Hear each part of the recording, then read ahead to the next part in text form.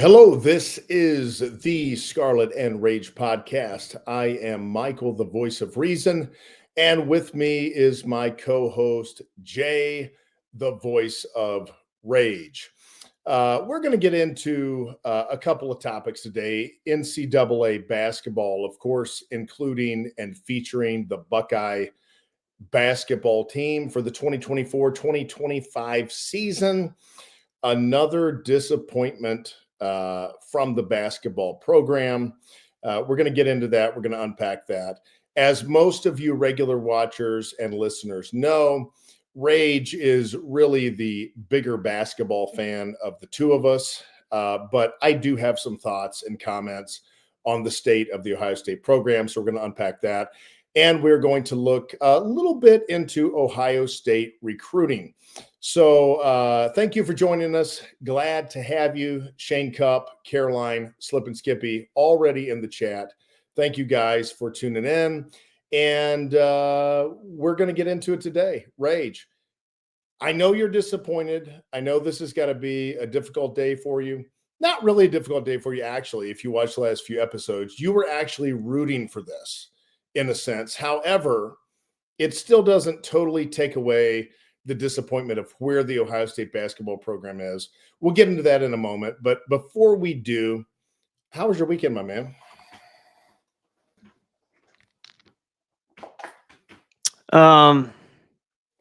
My weekend is it's mixed emotions, like every day.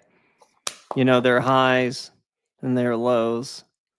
And today is exactly that, man. Today is exactly one of those days where it's a high and then it's a low. And it's like, oh, yeah, the NCAA tournament is here. And I'm going to go to I'm going to go to the second round games in Raleigh this weekend. But then I'm almost like, Ohio State's not there. And that makes me sad. It makes me really angry. You know what? It makes me really angry that Ohio State is so bad. But not only is Ohio State so bad, the Big Ten hasn't won a championship, Michael, in 25 years. The Big Ten has not won a title in 25 years. Granted, we have come close a few times. But even then, it's like, you still haven't won, man. I mean, it's just, not only does Ohio State suck, but they play in a conference that sucks. And I don't think the Big Ten is going to win this year either. So it's like, yeah, I'm happy for the tournament. And, you know, I always love the NCAA tournament. It's one of the greatest sporting events in our nation's history. But it's a lot of fun. And I know the people in Vegas have a lot of fun. But I don't know, man. I don't know that. I think most years I really don't have fun watching it. I kind of watch it in agony more so than excitement, and that's not healthy. Yeah, I mean, what can you really, well, first off, let me address this real quick. Slip and Skippy, is that a Bears hoodie? Yes, my man, it is a Bears hoodie. I'll explain it. I'm not totally monogamous when it comes to the NFL. I'll be 100% about that. But my late grandfather grew up in the great city of Chicago, was a big Bears fan. And so I have a soft spot for the Bears for his sake. But no, I'm not. That's why I got the Bears hoodie. But moving on to the Buckeyes basketball, Jay, as you know, I'm not an avid follower. I'm somebody that would like to follow. And this is why I think that I'm an important segment of the Buckeye fan base. I think there's thousands. I don't want to speculate as to how many thousands, but I think there's thousands of people like myself that would like to follow Buckeye basketball. We're not dyed-in-the-wool basketball fans. We're not, following the NCAA tournament, all the way through. Maybe we watch the last couple of rounds. We're casual fans, but we would like to have something to root for our favorite school. But for many, many years, the truth, the hard, cold facts is we have not had anything to root for. And with a change of coach, a first-year coach, Nothing has changed. In fact, I think the prospects of having a top 15-ish type basketball school or basketball team are less now that we have a brand new head coach that's shown that he cannot get it done. If they give him another year, we're probably just biding our time until we fire him.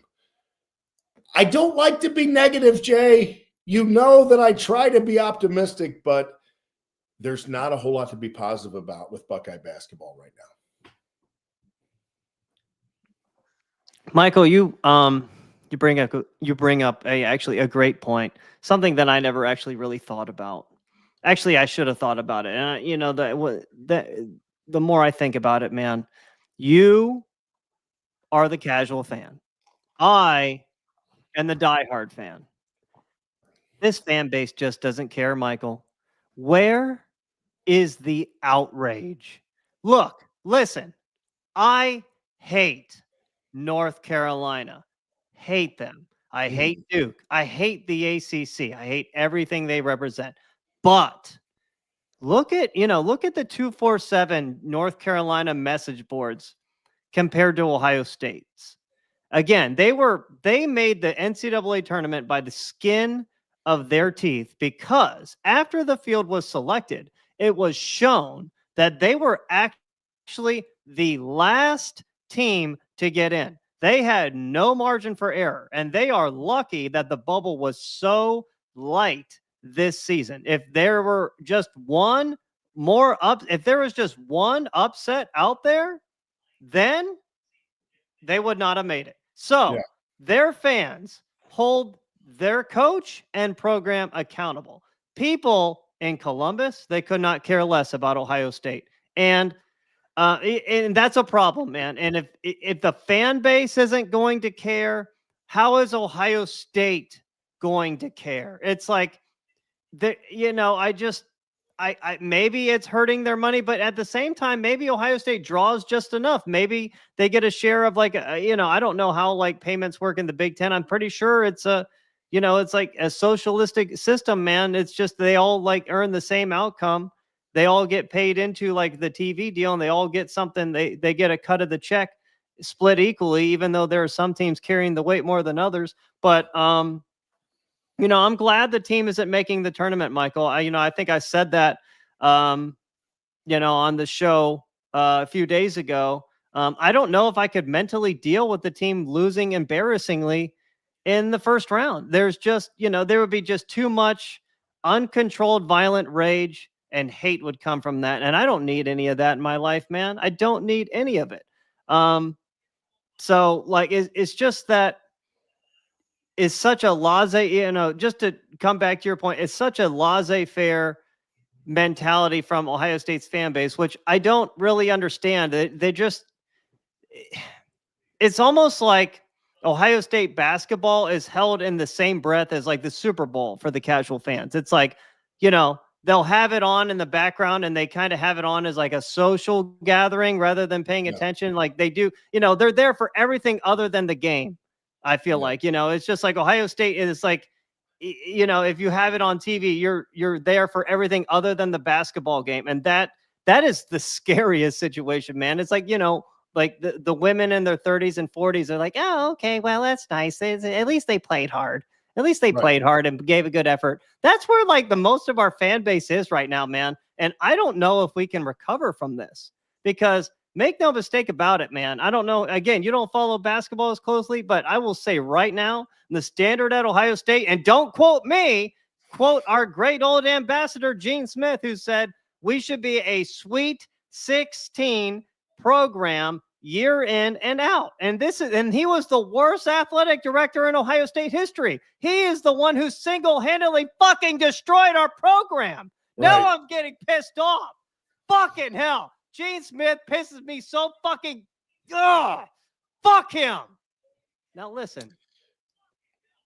I'm trying to get myself under control here. I'm not supposed to rage today, but the more and more I talk about it, I'm getting more and more pissed off. What? Especially not within the first 10 minutes, rage. You're supposed to keep the rage for 10:01 on out. Yeah. But dude, Gene Smith puts me in a dark, dark place. Now, back to my original point. Gene Smith had a quote saying, like, back in 2017 when he fired Thad Matta, that Ohio State should be a Sweet 16 team each and every season. And they have failed. They have failed to be that, man. So, in my opinion, the expectations out of Ohio State are go look at Michigan State in the Big Ten. What they're doing, we should be doing. That's it. Yeah. Well, okay. So this is a tough year for Ohio State basketball as far as like people caring what's going on. We just won a national championship of football. However, I want to set up I hate to say it, Jay, but I'm going to use an SEC team as a blueprint for Ohio State. The University of Alabama, all during the years that I paid attention to the NCAA basketball tournament, when I was in high school, when I was in junior high, when I was in early college, and some 5 to 7 years after that, it's been quite a long time since I've regularly followed the NCAA basketball. However, do you know who was never mentioned back during my probably 15 years of following NCAA basketball relatively closely? You know who was hardly ever mentioned is the University of Alabama. Yeah. But do you know who is now a premier basketball program? And they are a premier basketball program. This is my opinion. I don't have any data for it right now. I did live in Alabama for a year. So I've been down there amongst the Crimson Tide. I've seen the bickering between the Bama fans and the Auburn fans. I'm somewhat familiar with the state, spending 1 year in the state. However, nobody cared about basketball back during that time. But the football program, had extreme success. Now, I know we're going to do an episode coming up here soon, Jay, after we get through basketball.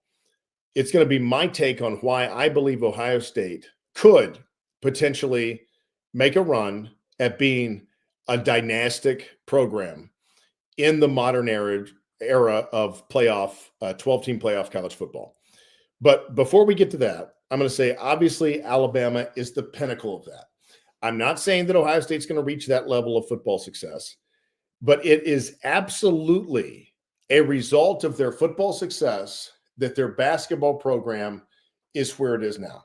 And Ohio State needs to take note, and they need to begin to make some changes. They need to get with it.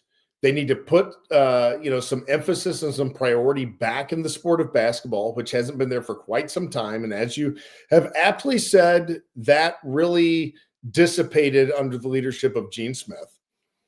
As Gene Smith was seemingly good enough to have happy to have a football team that rarely was really one of the top 2 or 3 teams in the country, but was always just outside it, one of the top 4 or 5 teams in the country.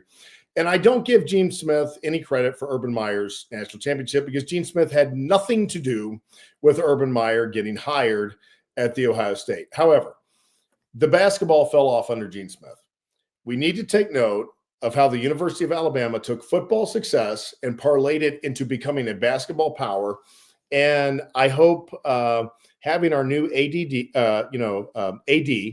from the SEC, I hope he'll take a look at what happened in Tuscaloosa and say it's time to revive, the basketball program at Ohio State.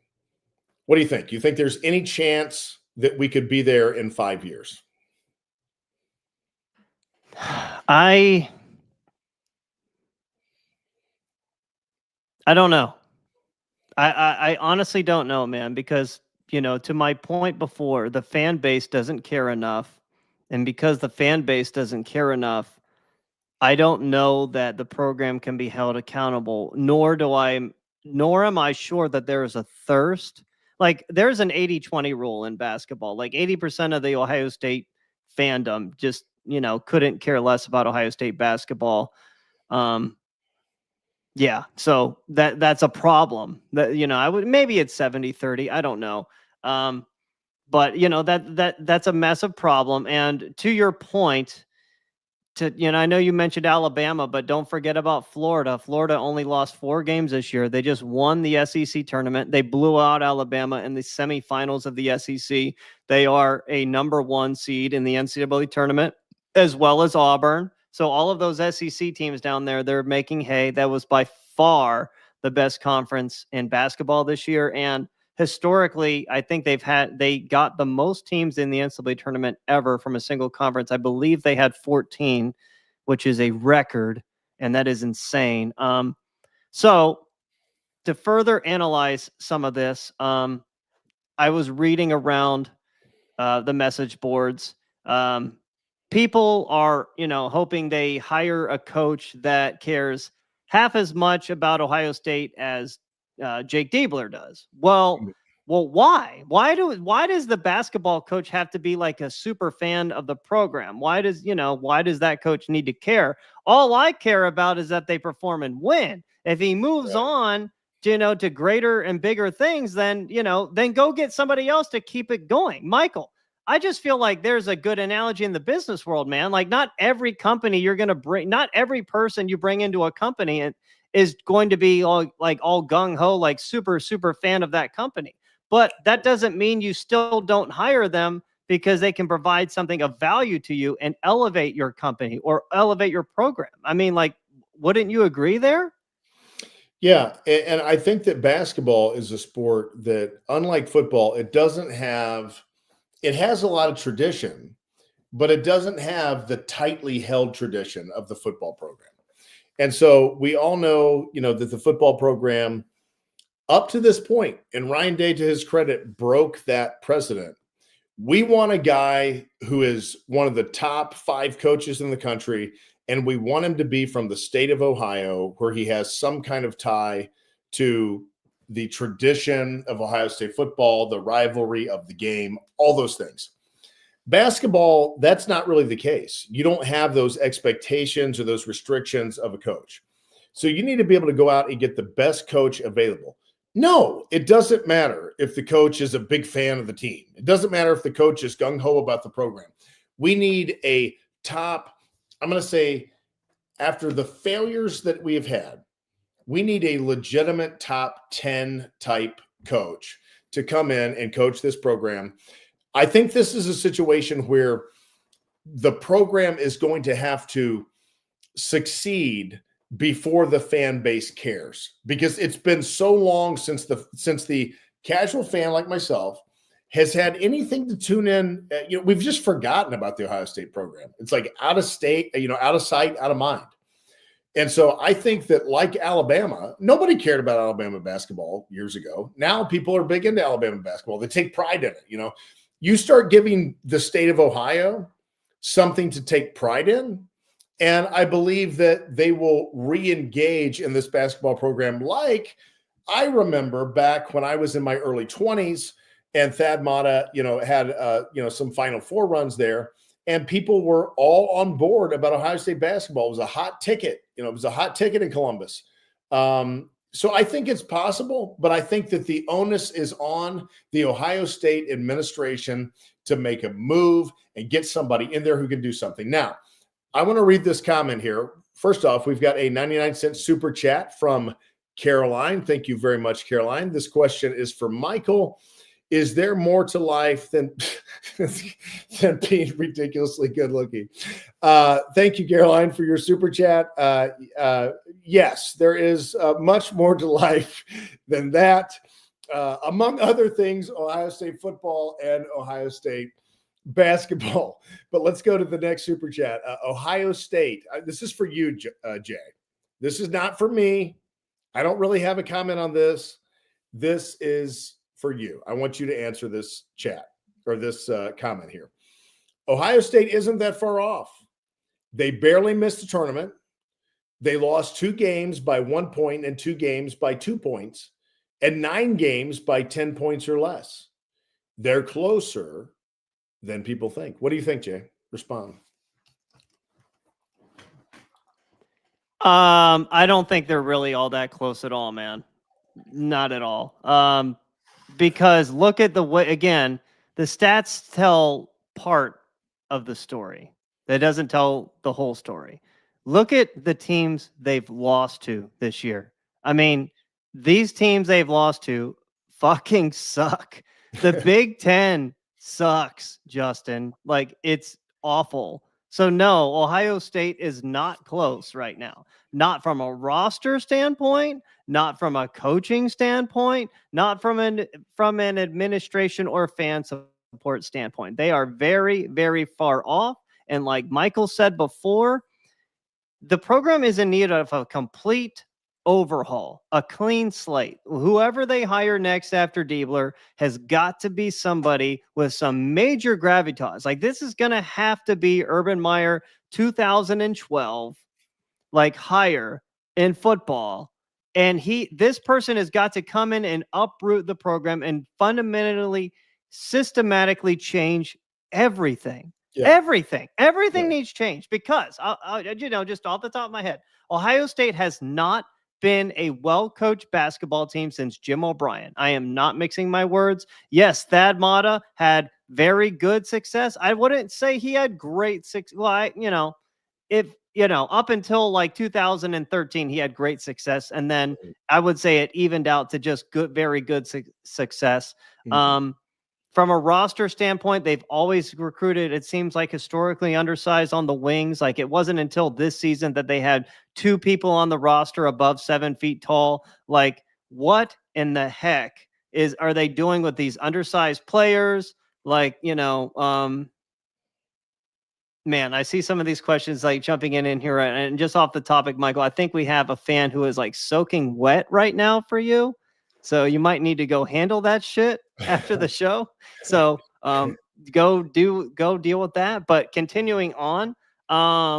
Another super chat from Caroline 199. Thank you so much, Caroline. We appreciate the support. And again, just to remind you in the chat, we will get to as many of your comments as we can. Super chats have to be answered. Yeah, we won't get to all of them. We have ask to whatever you want. We have to answer them. So if you definitely want your question answered, drop a super chat. But Jay, what do they do from here? Do you think it's time? Michael, you have to answer the super chat, my friend. There's a question. I do agree, Caroline. I agree to that. Read the question out for the fans. Another question. I heard moisture is the essence of wetness and wetness is the essence of life. Do you agree? I do. I agree. That is, I believe, a quote from Zoolander, the movie Zoolander. I think that's where that was taken from. But yes, I agree with that. So, Jay, where do we go from here?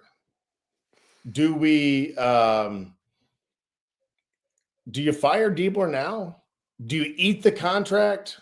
I know you did a short episode after a game last week, and one of the posters in the chat brought up the point that we're still paying the last failed coach. We're still paying, as you call him, Holtman.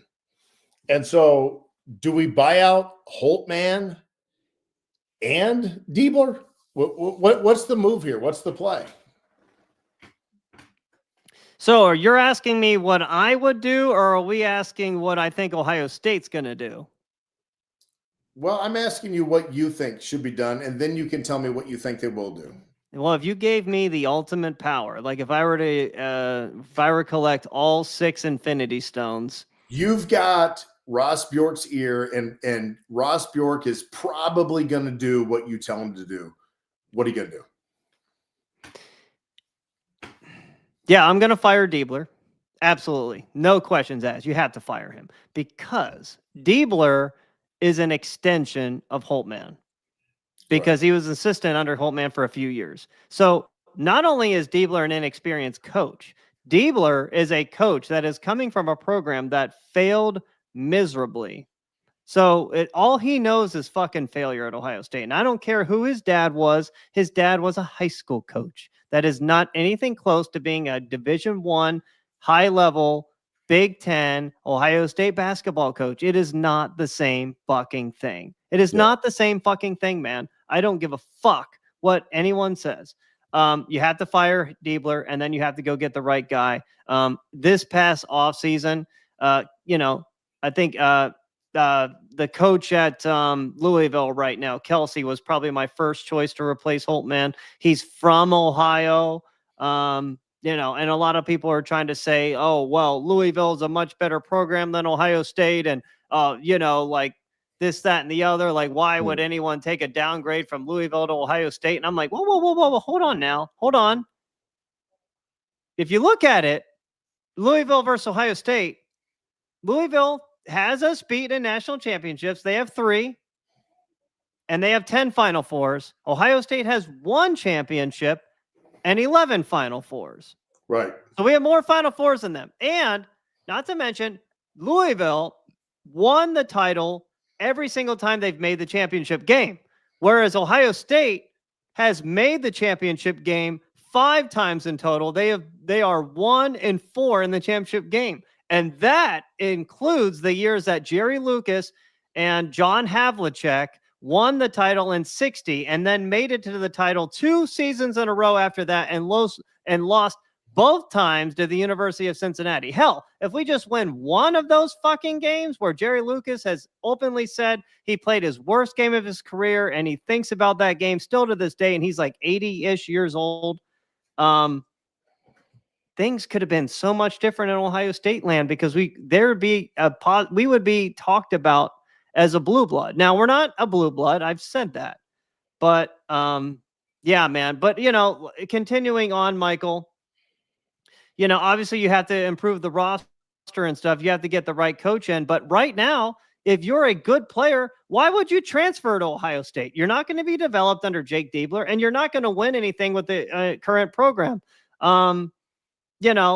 Michael, one other thing that needs to be said. It does not help that the state of Ohio basketball is awful. And I'm talking about the high school game, man. The best players in our state transfer to all like the national teams. Darren Peterson is from like Canton, Akron area. I met his mom last summer. OJ Mayo back in the day, Cincinnati, Roger Bacon, if you remember him. The best, LeBron, I feel like, is the biggest superstar to remain in our state. And the best teams this season, man, they lost to all out-of-state teams. Like, everyone is like hyping up the Columbus teams. Well, Olentangy Orange lost to like a team in Indiana, and that team in Indiana really isn't all that good. Like, right. Ignatius this year got blown out by a team from DC. They lost by 22 points. Yeah, I understand it was on the road, but you're a top 5 team in Ohio. I expect you to hang around with anyone. So, I understand you don't need as many players to build a roster in basketball, but at the same time, it does make it harder when Ohio just fucking sucks, and it's hard to find those diamonds in the rough, man. Oh my God, there's so many problems here, man. Yeah, and so, I mean, I'm not really up on the state of Ohio basketball recruiting. However, I do know this. There's plenty of talent in the Midwest that and the Northeast, that if you position yourself as a Midwest power, a team that's regularly in the Sweet 16 or so, then there's plenty of talent to be had out there, whether it's in the state of Ohio or whether it isn't. Because like you said, you only got to get a few players a year.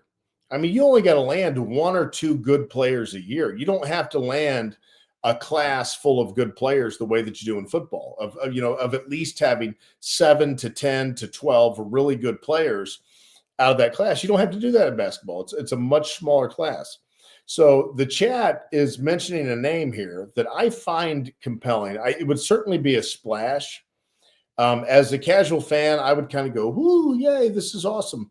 What do you think about the name Rick Pitino? I know he's older. I know he's getting up there in age, but what do you think about a 3 or let's say a 4-year significant size deal for Rick Pitino, injecting a big investment, a capital investment into the basketball program by wooing Rick Pitino? What do you think? I mean, it would be good. Rick Pitino, The problem with Ohio State is they're cheap. I mean, not that actually, it's not that they're cheap because Jake Diebler's making more money than Pat Kelsey is at Louisville, so that's not the problem. The problem is it's like if you have any kind of like background history when it comes to having NCAA violations and this, that, and the other, because Rick Pitino's been in trouble with the NCAA a few times. Don't ask me specifics and stuff, but I like Rick Pitino. He's a very good coach. He gets by on having better players. I don't think he's a great coach. I've watched his teams play. His St. John team this year is very good. The Big East wasn't as strong. I mean, it was a solid conference. It was better than the Big Ten, but yeah, man, it's just, I mean, again, I would like it. I don't know. I'm looking for a Grand Slam hire, man. Rick Pitino's 72 years old, and you need a guy who's going to be able to come in and just uproot the entire program. Maybe Rick Pitino could do that. But at this point, I don't know that you can pry him away from St. John's, man. I just don't know. I mean, again, not that St. John's is a better basketball program than Ohio State historically. They are not. They are not. So, but I just don't know that Ohio State has the balls to go after a coach like Rick Pitino, because Rick Pitino is just going to, he's going to do things his way. He's going to do things maybe a little, work in the gray, more so the white. And Ohio State doesn't operate that way, and they never really have. And Ohio State's not going to do that. Then I don't think Rick Pitino would be an option there, because, I'm looking at St. John's history right here. They've only made 2 Final Fours, and they've never won a national championship. So they are not close to Ohio State in absolute history, historical basketball history. They are not even close. Hell, one of the memories I have of Ohio State basketball is when we went to the Final Four and beat St. John's in the Elite Eight in Ron Artest. Yeah. I mean, I agree with all that. That Ohio State should be a better draw than St. John's. And so, again, I mean, basketball is a much easier turnaround than football. You've got far fewer moving parts.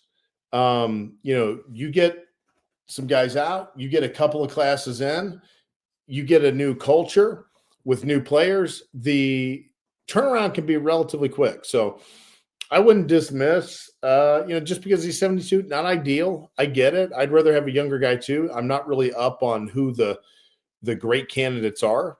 I know you probably would know better than me, but I think you give Rick Pitino, if you seriously gave him a 4-year deal, do we really think that at the end of 4 years, Ohio State basketball is not going to be in a significantly better place than it's in now? I mean, Pitino obviously is a good recruiter. He got great talent at Kentucky. He's getting talent at St. John's. He's obviously a good recruiter. You give him Ohio State with Columbus to sell, with the university to sell, with all the the things that Ohio State offers. You give him hopefully a competitive budget, and certainly I think he could get the players in here, and I think he could get Ohio State back on the map quickly. But maybe there's a better coach out there. I know somebody was ragging you in the chat a little bit here, Jay. Nick says, is Dusty May still a bad coach, Rage?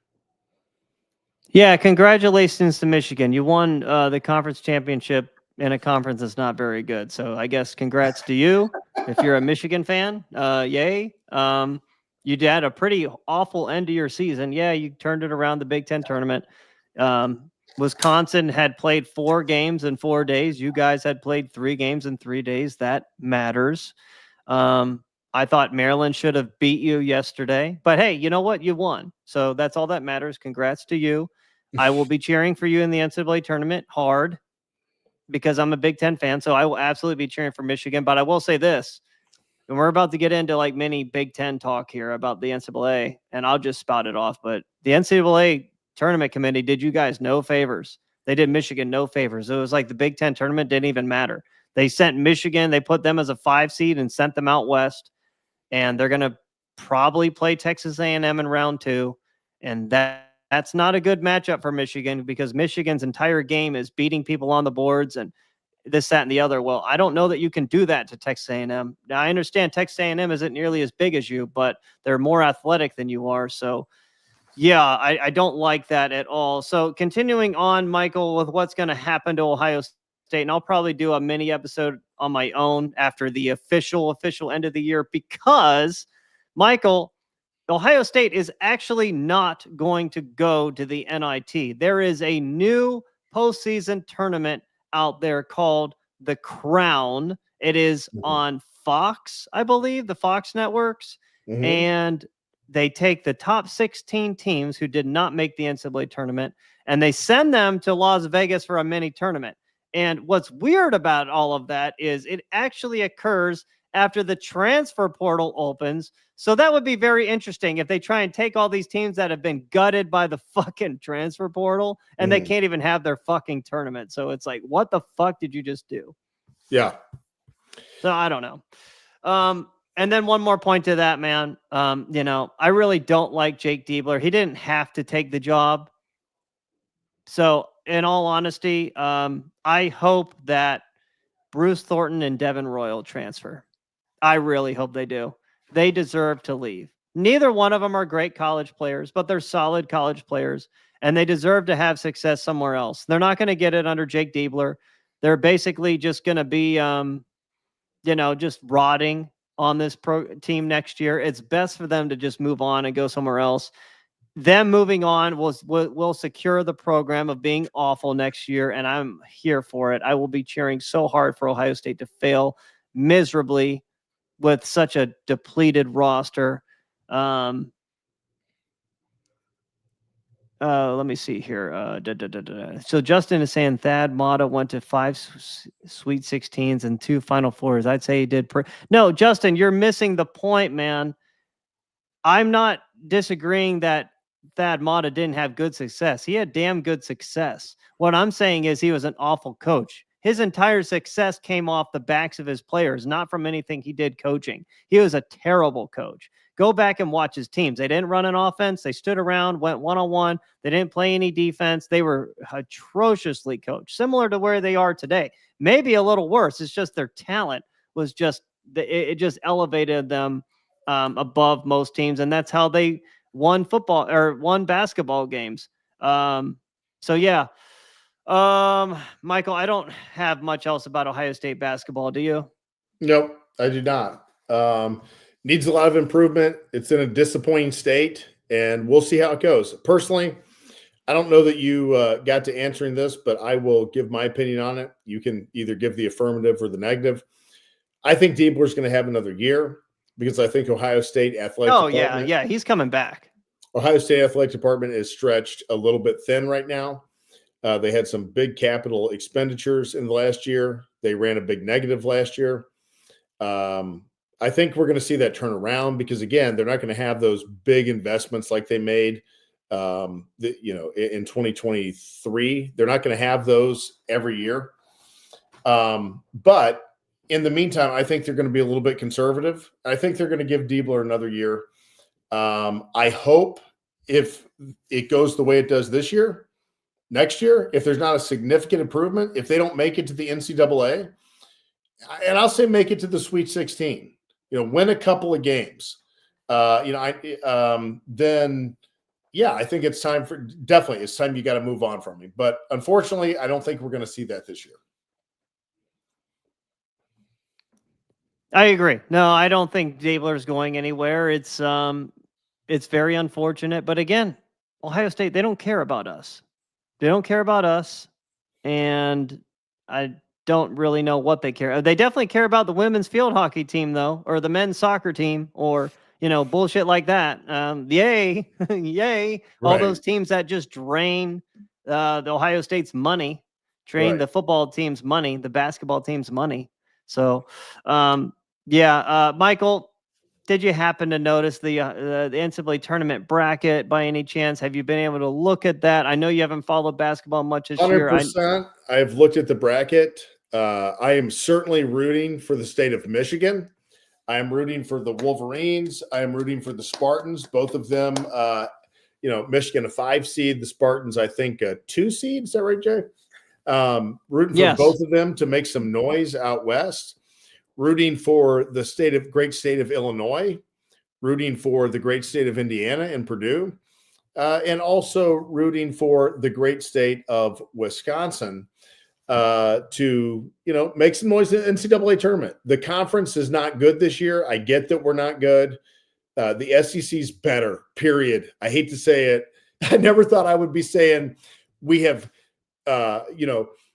back-to-back national champs in football on the verge of overtaking the mighty SEC, and then go over to the basketball side and say the SEC is just flat better.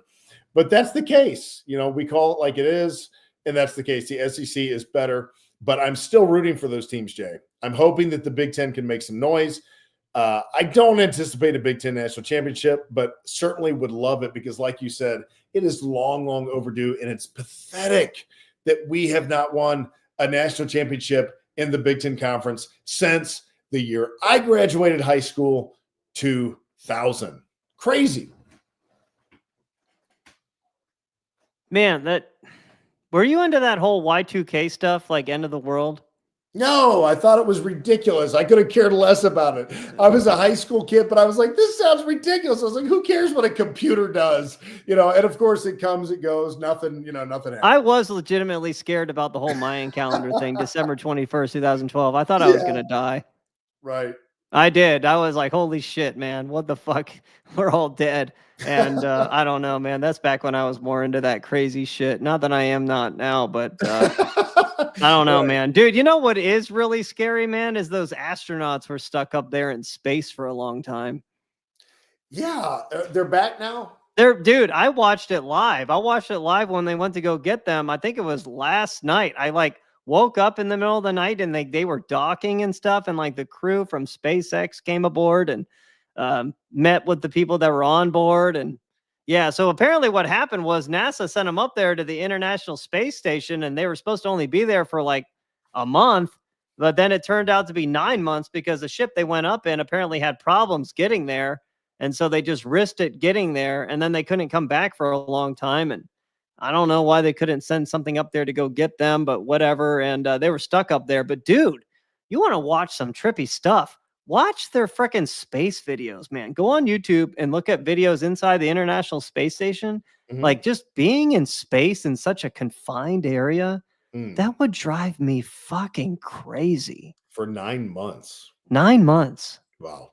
9 fucking months, man. And you're floating around. I know they work out vigorously from what I can tell.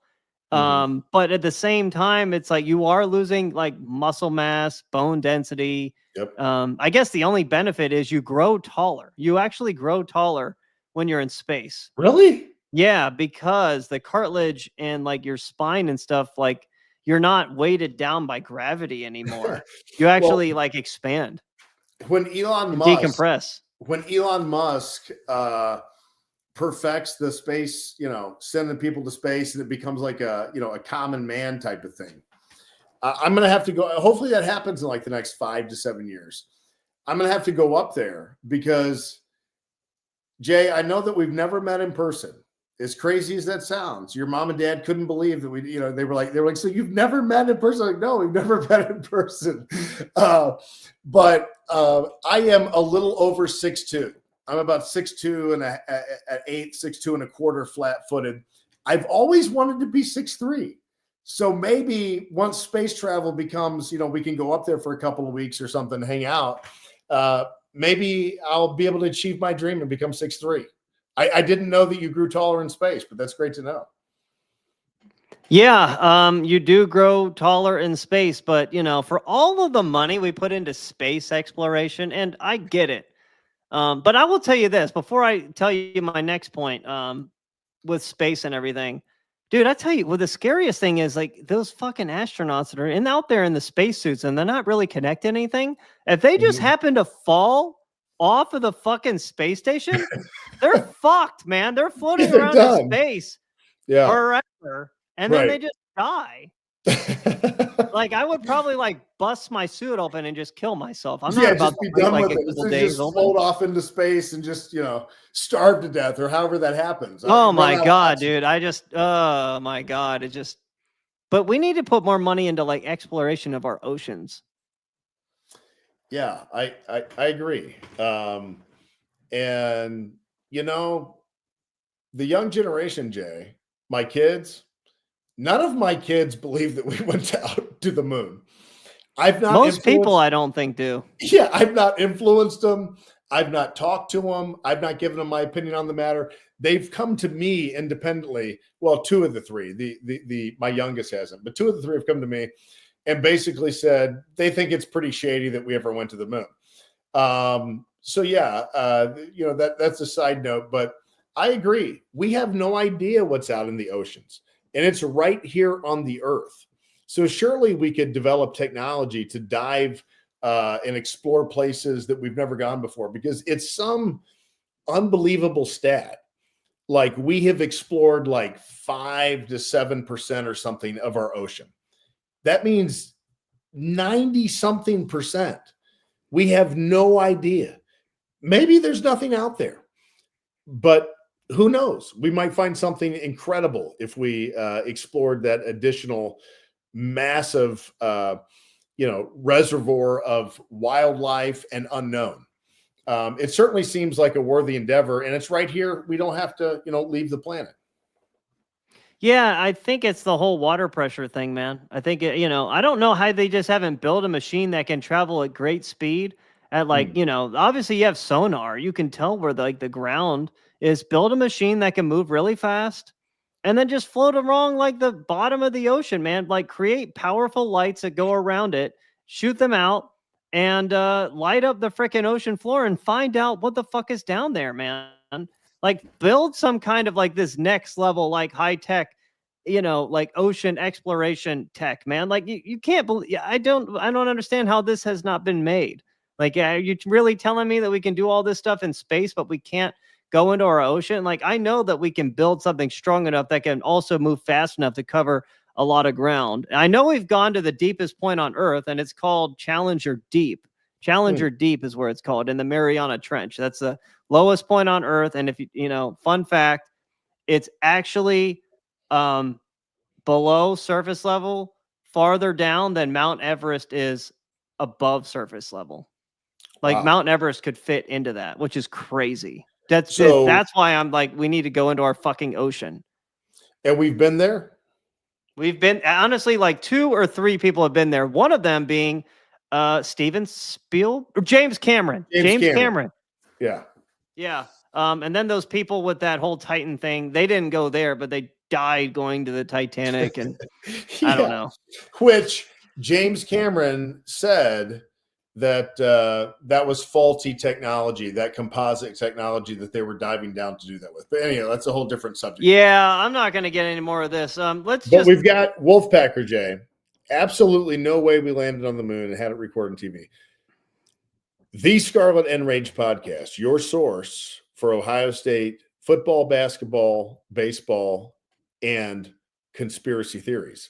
I think that we have some conspiracy theorists that are followers of the show, Jay. I think we have a lot of people that don't believe we landed on the moon. So, interesting fact about Scarlet and Rage. I think a lot of our listeners are suspicious of many of the mainstream narratives. Yeah. Back on track.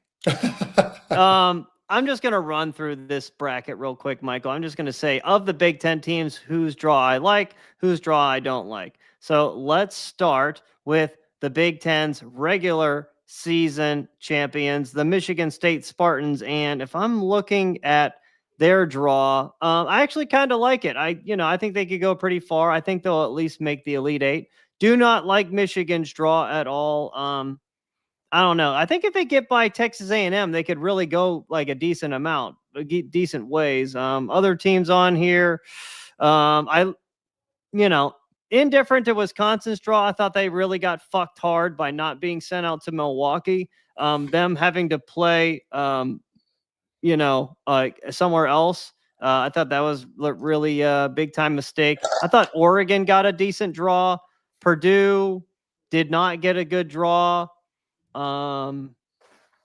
Jay, I completely, when I was looking at the bracket today, I totally forgot. It's like it hasn't processed Oregon as part of the Big Ten. Of course, in football, I've equated it, but when I was going through the bracket today, I did not even pick up on Oregon as being in the tournament. I didn't think of them as a Big Ten team.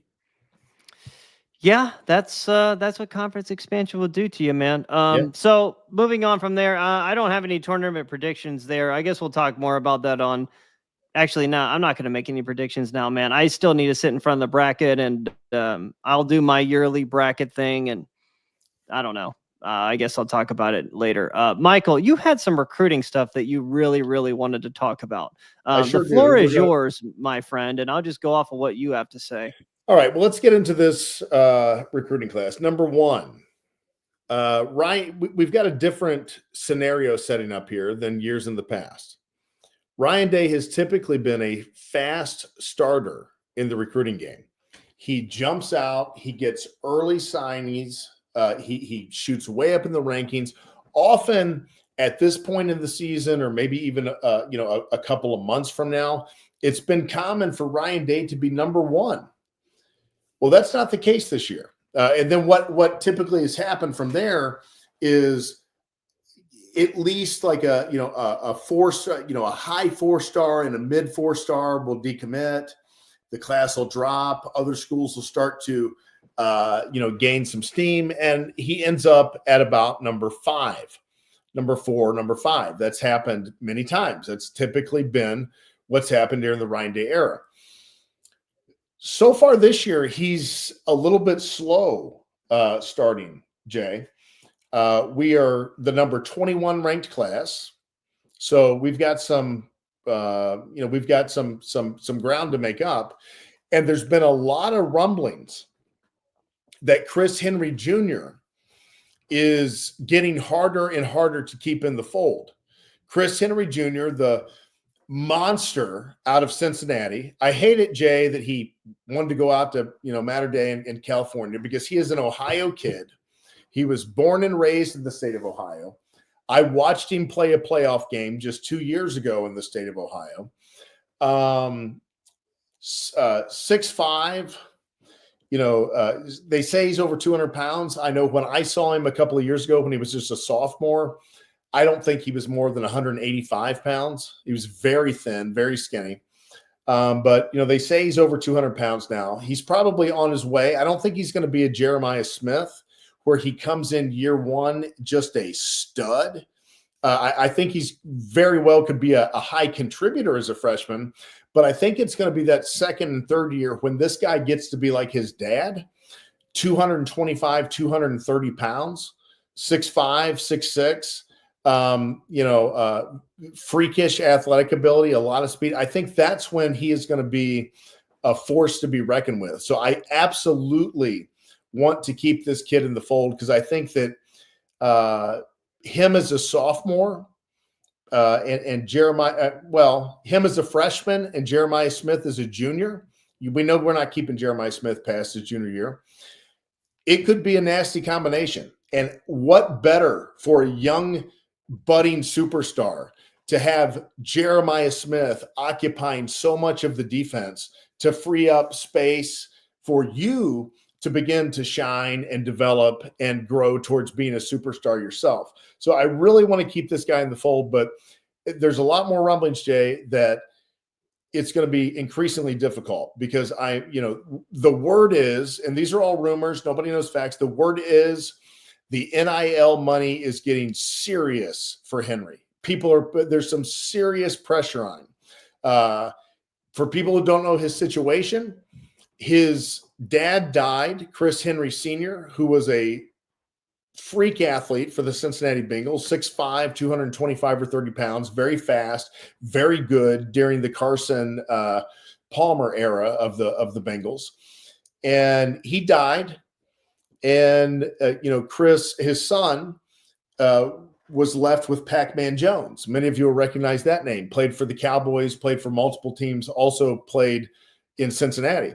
And so Pac-Man Jones raised Chris Henry Jr., and he was raised right here over in Claremont County. Pac-Man's got a big place over there. And he just went out, after he became one of the top players in the country, he went out, transferred out to California, and is playing out there. But he's an Ohio kid, and we need to keep him home. Jay, any thoughts about that before we move on? My thoughts are, number one, I don't think he's going anywhere as long as Brian Hartline is here. Mm-hmm. And number two, I was just looking into him. Dude, he died in the same hospital that my first son was born in. Which one was that? Carolina's Medical Center in Charlotte. Oh, Atrium Health, which is crazy. I guess he was in wow. December 17, 2009. Charlotte police announced that Henry had died at 6:30 in the morning at Carolina's Medical Center from the injuries sustained. That's fucking crazy, man. Yeah. Really sad, man, because he was young and just terrible.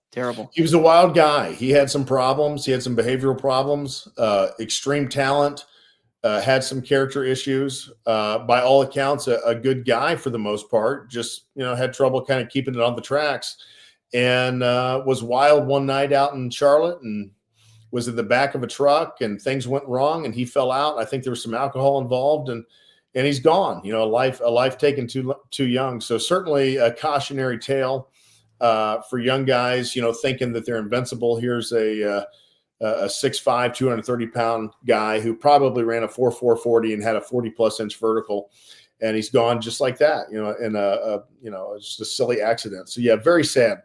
But Jay, on a positive note, we got a big signee here recently, and I know this is an Ohio kid. Okay, he committed. He didn't sign. Yeah, exactly. Commit. I'm sorry. Excuse the verbiage there. Nobody will be signing until signing day next year, but at least committed. And so Maxwell Riley, an Ohio kid from Avon Lake, not far from where I used to live, just west of Cleveland there, up on the Great Lake Erie. And some might say on kind of a cursory look, oh, well, it's an Ohio kid, no big deal. Justin Fry got Ohio kids. True.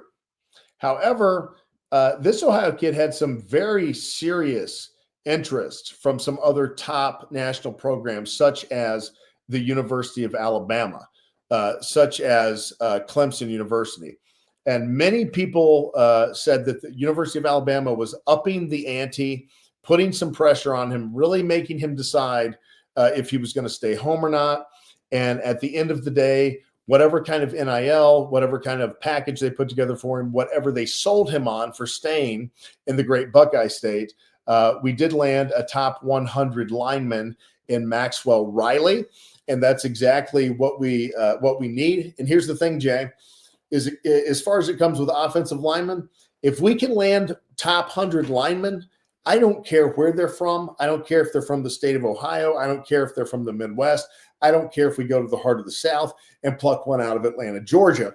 If we land a top 100 offensive lineman, that's a good thing. We haven't had a whole lot of those in recent years, certainly, under Justin Fry. And while this doesn't definitively say that the offensive line is recruiting is improving, because this is an Ohio kid, so we have a big advantage with this guy. So this wasn't an out-of-state battle that we won, but it at least is a good sign that hopefully there's some optimism that there's going to be better offensive line recruiting in years to come than there has been the last 3 or 4 years under Justin Fry. I have no doubt that offensive line recruiting is going to be a little better. I mean, it can't get much worse. Well, yeah, that's true. I didn't think that was funny, but you thought it was. Okay. I mean, it's been bad. It's been atrocious. It definitely for Ohio State. Correct. But what I'm saying is here's a top 100 guy on the board. Let's see if we can get another top 100 guy. Well, by the letter of the law, Michael, he's not top 100. He is the 114th ranked player in the composite, so he's not quite top 100.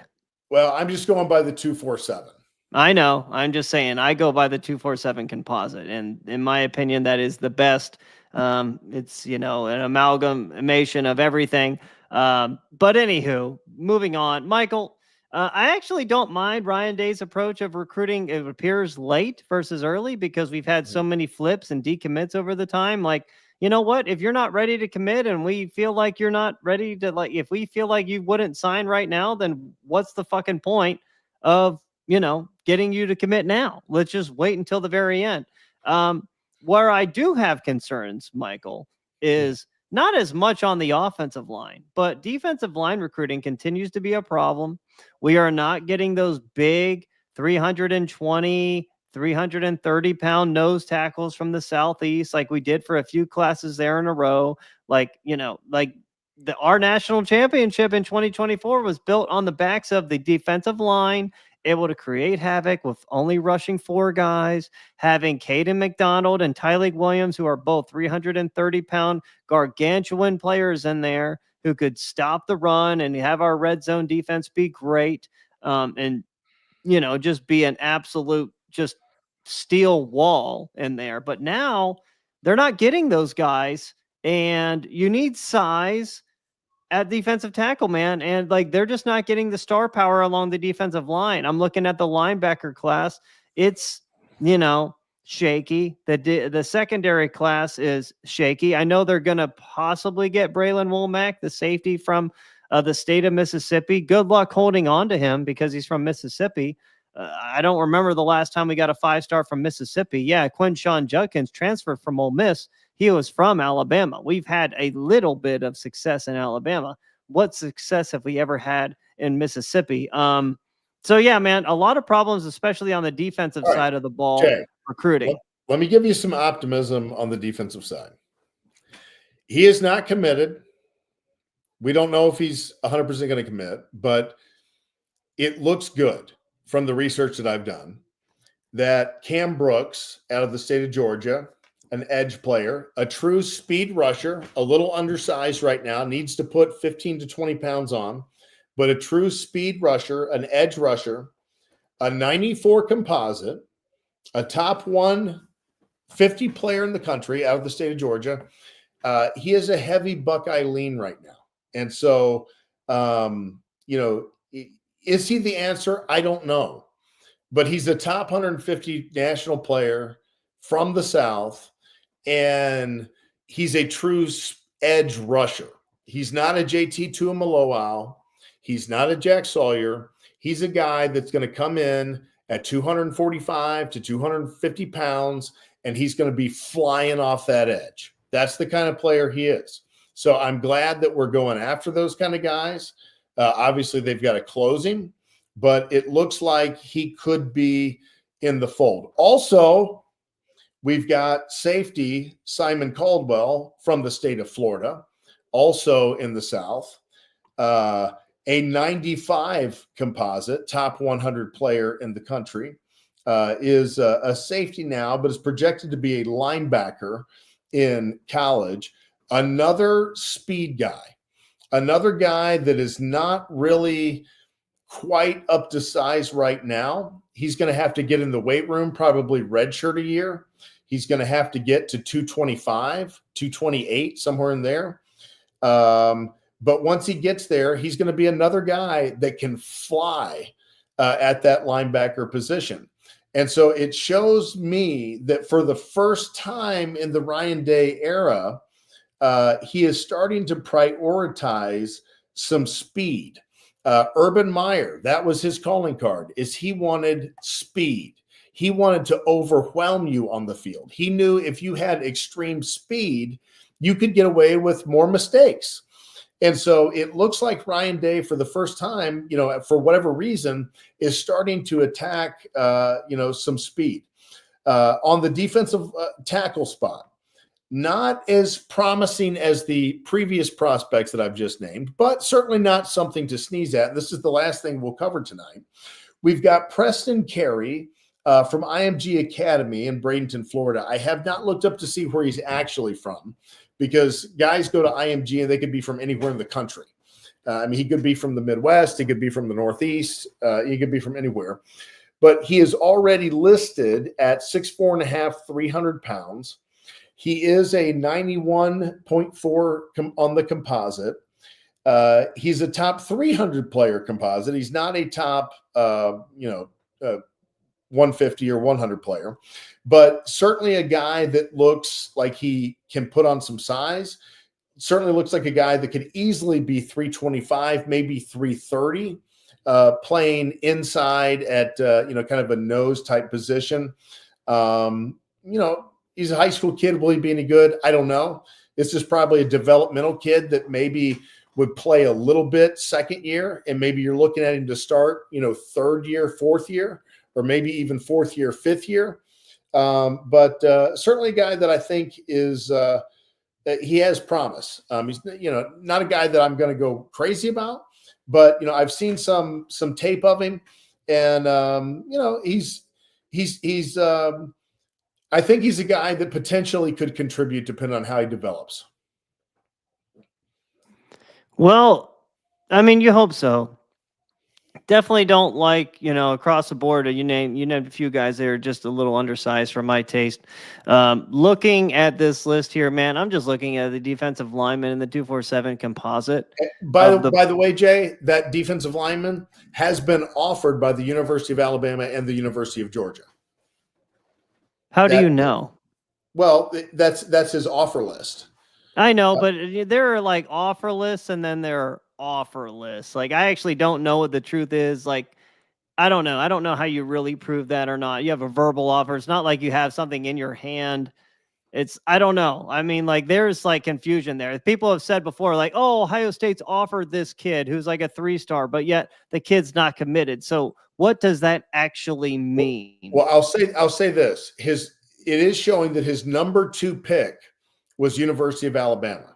So how many of these other schools, Auburn, Florida, Florida State, Georgia, Louisville, LSU, Miami, Michigan, Missouri, how many of these other schools, Oregon, how many of them, had committable offers? I don't know, but it does say that his number 2 school was Alabama. So I can only assume that he did have an offer from University of Alabama. And it seems that he's in a heavy Ohio State lean right now. Well, I'm never going to say no to a 300-pounder, I guess. So to close it up, Jay. Hey, I want to make a point real quick, Michael. I'm looking at this list right now, and the player that Ohio State needs the most of that 320, 300 to 340 pound like defensive tackle. I'm looking at the states that these players are from, and where I see is I see Louisiana. I see let's see here. I see Arkansas. I see California. I see California on there. And then I see Alabama. So players that are highly ranked, that are above like that 320-pound threshold, they're, for the most part, are all in the Southeast. And we have one little guy sprinkled in from the state of California. And then we have another guy from Virginia. So in other words, they're not really like grown in the Midwest. And that's a problem. Right. I've said that before. Yeah. Well, no, I mean, that's legitimate. It's going to be harder to get those. Tyleik was from Virginia and Caden McDonald is from Georgia. That's an area that Ohio State is at a disadvantage. No doubt about it. But overall, I think a positive recruiting report there, Jay. I don't have anything else. I think we've covered all there is to cover tonight. You got anything on the way out? I had one thing, and there's like this article that appears to have just come out, and I was trying to read it, and it's a Cleveland.com article, so it's behind a paywall, and it's literally the subject of the article is Ohio State basketball has reached irrelevancy, but does anyone care? Right. Yeah. We literally just discussed that. And I kid you not, I did not look at that article before we came out with this show. These are our own thoughts. Michael, I don't know that we're going to be able to film next Sunday. I'm going to be out of town, but maybe next Monday we might have to pivot if that's possible. Yeah, so we may be a day off, no problem. Yeah. Hey, want to get this comment before we leave, Jay. All right. One of our Michigan listeners, SW Line 26, Michael J. wanted to get your opinion on this. Michigan finishes the season ahead of Wisconsin in the Big Ten and beat Wisconsin twice, and yet Wisconsin gets a 3 seed and Michigan gets a 5 seed. Yeah, we discussed that, and we think that Michigan did not get done any favors by the NCAA committee. They really did not get rewarded whatsoever for winning the Big Ten tournament. Jay, go ahead and comment on that. I know you have some thoughts on it. Well, I can tell you this. Yeah, it looks like Michigan did get screwed a little bit, but the net rankings, which is what the committee goes by, has Michigan ranked 23rd going into this tournament, and they had Wisconsin at 15. So it looks like they believe Wisconsin's body of work, even though Michigan beat them, was better. Maybe Michigan's just a bad matchup for Wisconsin. I mean, it just could be one of those things. And yeah, I think Michigan probably is a bad matchup for Wisconsin. I don't think Michigan was done any favors with their draw in this tournament, but at the same time, like, you know, you can't lose to that game to Oklahoma earlier in the year. You can't lose to Arkansas. You can't lose those games. What did you think was going to happen?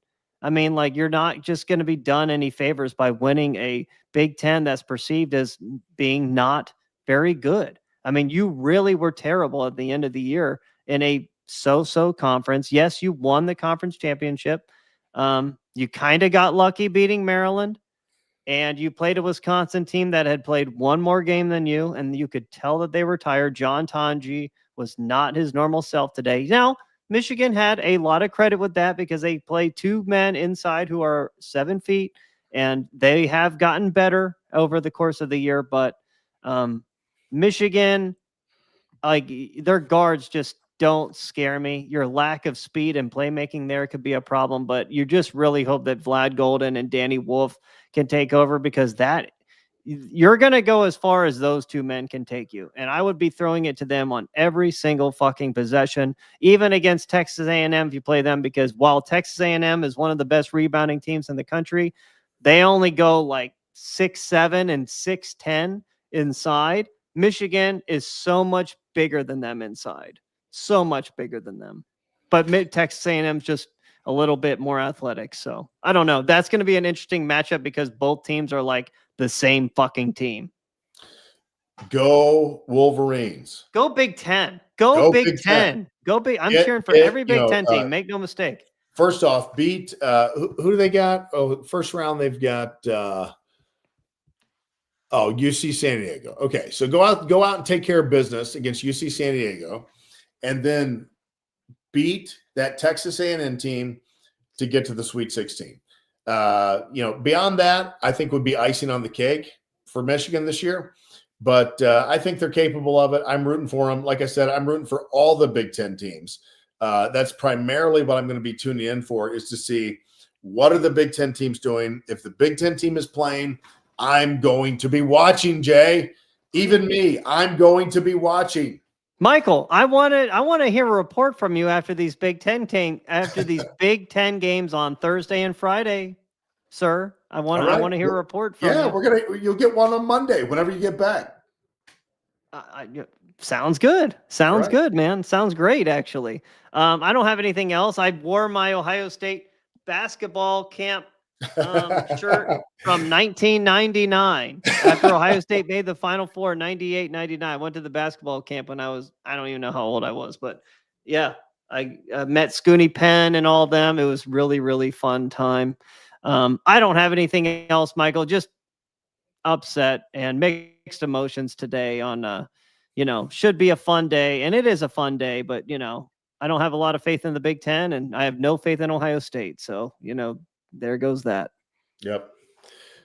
Well, hey, this was a enjoyable episode. Love connecting with you guys. Thank all of you that watched, super chatted, supported, commented, and were just overall a part of the show tonight.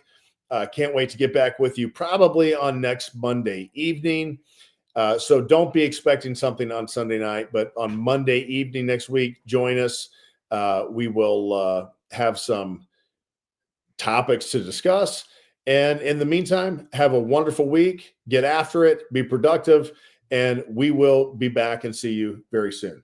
All right. We're done. Please like and subscribe and spread the word.